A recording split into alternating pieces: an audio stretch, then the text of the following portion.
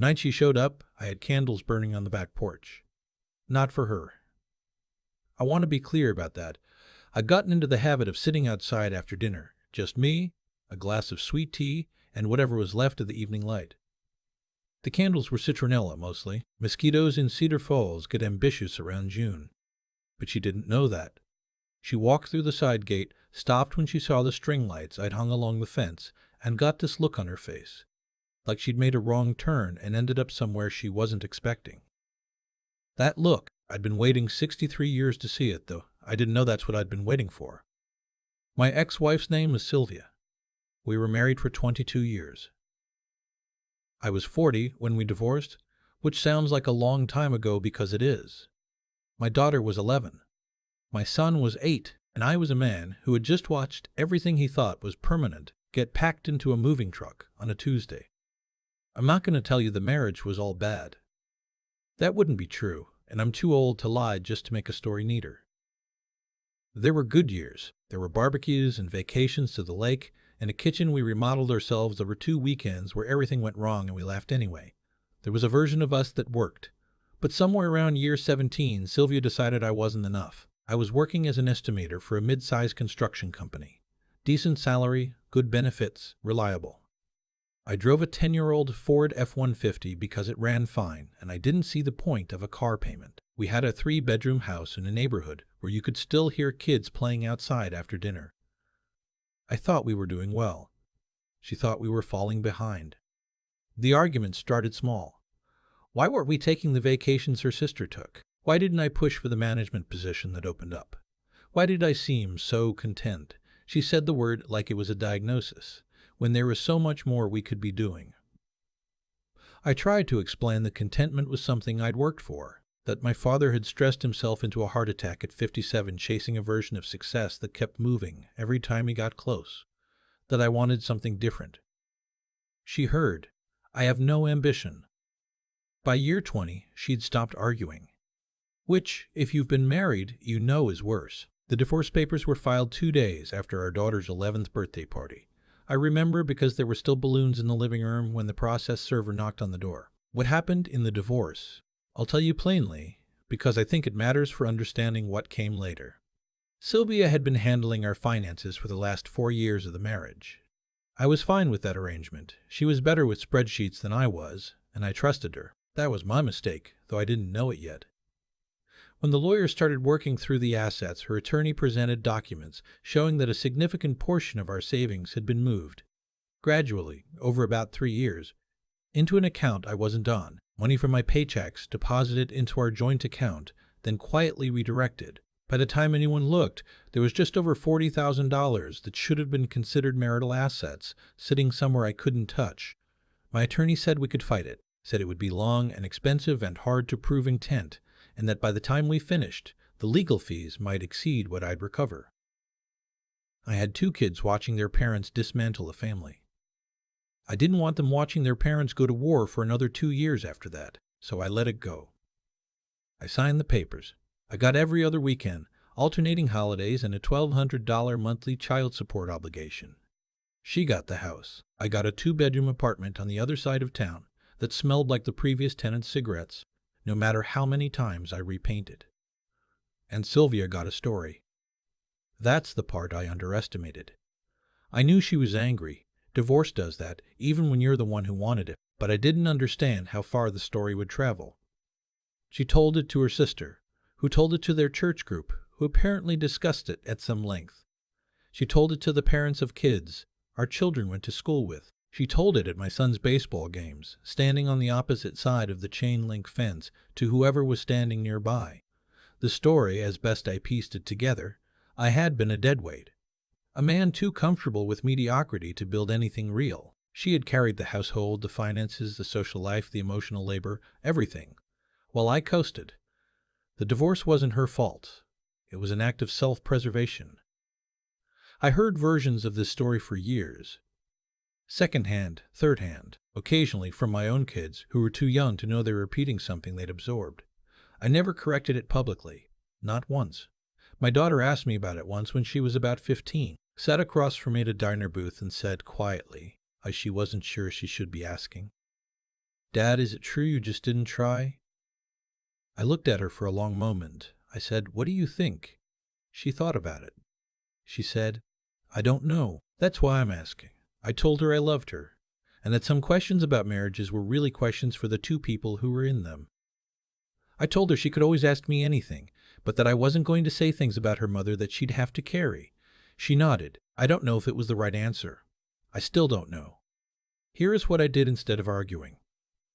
I started working, not frantically, not like a man trying to prove something, just steadily, the way you finish a long job, 1 hour, then the next, then the next. I kept my position at the construction company and quietly started taking on freelance estimating work on weekends. There was more demand than I expected. Contractors who needed accurate bids but couldn't justify a full-time estimator. Small developers who were always over budget because nobody had looked hard at the numbers before they broke ground. I was good at this. I'd always been good at it. I just hadn't treated it as an asset before. Within 18 months, I had enough weekend income to pay off my truck and start a modest savings account. I stayed in the cigarette apartment for 2 more years because the rent was low and I was paying attention to every dollar. I spent that time with my kids every chance I got, coached my son's baseball team for a season, drove my daughter to swim meets all over the state, sitting in chlorine-smelling bleachers at 6 in the morning, drinking terrible coffee, happy.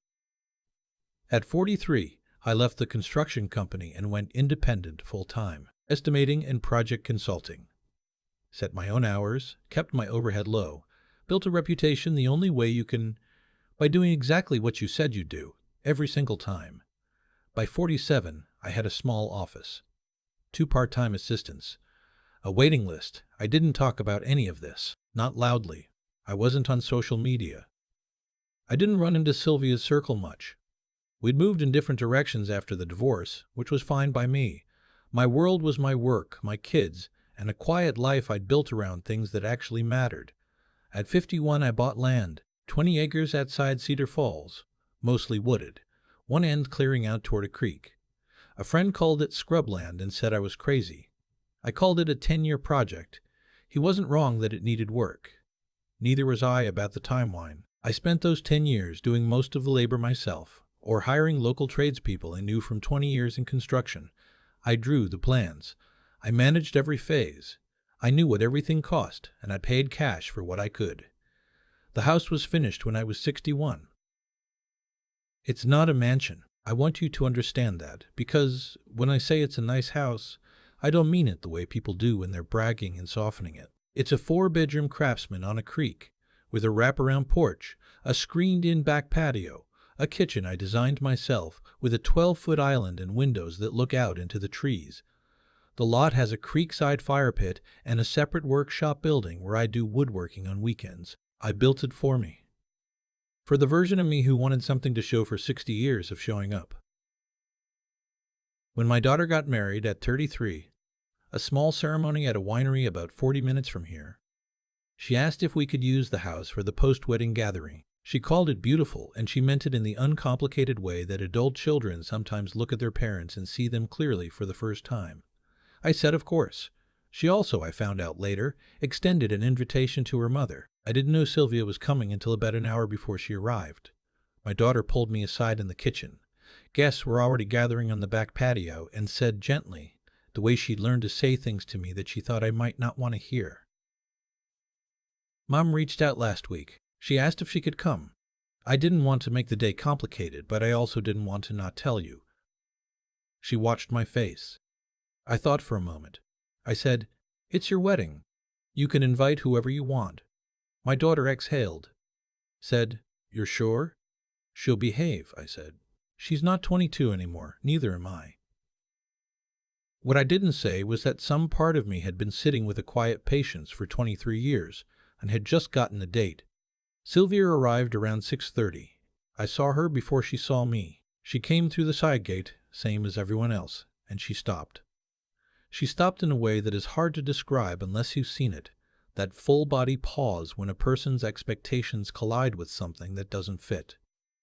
Her head went slightly to one side. Her eyes moved slowly from the pergola to the string lights, to the porch, to the house itself. She was 61, same as me. She looked fine. Life had been decent to both of us on the outside, but in that moment, watching her take in the house, I saw something cross her face that I recognized because I'd carried a version of it for years. She was recalculating. I walked over. Not rushed, not dramatic. I'd poured a second glass of sweet tea before I came out, which I handed to her when I reached her. Old habit. She used to like sweet tea. She took it without thinking. Then she looked at the glass, like she'd just realized she'd accepted something, before she decided whether she wanted to. "This is," she started. "The house," I said. "Yeah. You built this?" "Managed the build. Did some of the finish work myself." She turned in a slow arc, looking out at the creek, the fire pit, the workshop building at the edge of the tree line. The sky was going gold behind the pines. "Walter told me you'd done well," she said. Walter was a mutual acquaintance, someone we'd both known since before the divorce. I thought he was just being. She stopped herself. "Being what?" I asked. She didn't answer that. She said instead, "How long did it take?" 20 years, I said. "So long did it take?" 20 years, I said. "Give or take." She looked at me then. Not the looking through you that had become her default in the last years of our marriage. Actually looking, like she was trying to find the man she'd described in all those stories and figure out where he'd gone. "I said things," she said. It came out like something she'd been holding for a while. I said things about you that some of them weren't fair." I looked out at the creek. I didn't feel triumphant. That surprised me a little. I'd imagined this kind of moment, in the abstract, the way you do when you're 40 and sleeping in an apartment that smells like someone else's cigarettes and your kids are somewhere else for the week. I'd imagined feeling something large and satisfying. What I actually felt was very quiet. "I know," I said. "You never said anything. To the kids, to anyone. You just went to work," I said. She nodded slowly. Across the patio, my daughter was laughing at something her new husband had said, her head thrown back, her whole face open. My son was standing nearby with a beer, watching her with the expression older brothers get when they're proud and don't know how to say it. "You did a good job," Sylvia said. I knew she meant the kids. "We did," I said. Because that part was true too, and I wasn't going to pretend otherwise. We stood there for a moment, not comfortable exactly, but not at war. Two people who had once shared a life, standing in what I'd built out of the wreckage of it. Then she said, quietly, almost to herself, "I was wrong about you." I didn't say anything to that. I didn't need to. After a while, she went to find a seat with the other guests, and I stayed by the fence, finishing my sweet tea, watching the sky go from gold to orange to the particular deep blue that happens just before the stars show up, when the air gets still and everything seems like it might hold. My daughter found me there a little while later. She slipped her arm through mine the way she used to when she was little, that gesture children have that they carry into adulthood if you're lucky. She leaned her head against my shoulder for a second. "How are you doing?" she asked. "Good," I said. "Really good." "She talked to you." "Briefly." My daughter was quiet for a moment. Then, "I should have asked you first before I invited her. I was worried it would." "Hey." I turned toward her. "This is the best day I've had in a long time. Nothing changed that." She looked at me with that clear-eyed way she has. She got that from her mother, actually. That directness. And then she smiled. "She looked pretty shocked," she said. "When she came through the gate." "Yeah," I said. "She did." My daughter laughed, just a little, and then caught herself, and then laughed again because she couldn't help it. And I laughed too. Standing on the porch of the house I built, on the land I bought with 20 years of early mornings and honest work, and not a single word wasted on people who had decided who I was before they finished looking. I've thought about what I'd say if someone asked me what the point was. If a younger man came to me and said, "Someone told you that you were nothing, and instead of fighting back you just went quiet? Why? What's the lesson?" I think I'd say this. There's a version of proving someone wrong where you spend your whole life in an argument with them, where every decision is a rebuttal, every success is an answer to something they said. That version exhausts you. I've seen it. Men my age who built everything they have out of spite and arrived at the end of it, still angry, still waiting for the acknowledgement that was never going to come. I didn't want that. I wanted the house, the workshop. The mornings by the creek with coffee, watching the deer come through the tree line before the day starts. I wanted to coach my son's baseball team and sit in chlorine-smelling bleachers and drive 8 hours to see my daughter swim in a regional meet and feel the specific satisfaction of a man who showed up. I wanted to build something real out of the time I had. Sylvia's words were the occasion. They weren't the reason. The reason was simpler than that. I wanted to look at what I'd made, truly look, not through someone else's measuring stick, and think, yes, that's enough. That's more than enough. And standing on that porch, watching my daughter laugh on her wedding day, with the creek going quietly at the edge of the property, and the string lights lit up against the darkening sky. It was. I've been thinking about what Sylvia said that evening. Not the words she said 23 years ago, the ones I built this whole life in the shadow of, or maybe in spite of. I mean what she said standing by my fence, with the string lights on and the creek going quiet behind us. I was wrong about you. 5 words. That's it. And I stood there waiting for something to crack open inside me. Some long-held feeling to finally come loose, and what I found instead was just stillness. The same kind of stillness I'd had every morning out here for the past 2 years, watching the deer move through the tree line before the day started. That's the thing nobody tells you about living right. It doesn't arrive with fanfare. It settles in slowly, the way a house settles into its foundation. So gradually you don't notice, until one day you realize nothing's shifting anymore. I'm 63 years old. I spent a good portion of my 40s quietly furious in ways I didn't fully admit. Not at Sylvia, exactly. At the story, the version of me that was being passed around in circles I wasn't in, to people I'd never meet, by a woman who had decided what I was, before she finished looking. That kind of invisible damage is hard to fight because there's no one to fight. You can't argue with a rumor. You can't cross-examine a church group. What you can do is show up. That's what I kept coming back to. Just show up. For your kids, for your work, for the version of yourself that knows the difference between what people say you are and what you actually do every day. I think about the $40,000 she moved into that account before the papers were signed. For a long time, that number sat in me like a stone. I chose not to go to court over it. Not because I was weak, the way a few people probably assumed, but because I looked at my 8-year-old son and my 11-year-old daughter, and I made a decision about what I wanted them to see their father do. I wanted them to see a man who absorbed a hard thing without letting it make him hard. Whether I got that right, I honestly don't know. But it was a real choice, made for real reasons. And here's what I'll say about how things turn out. The choices compound.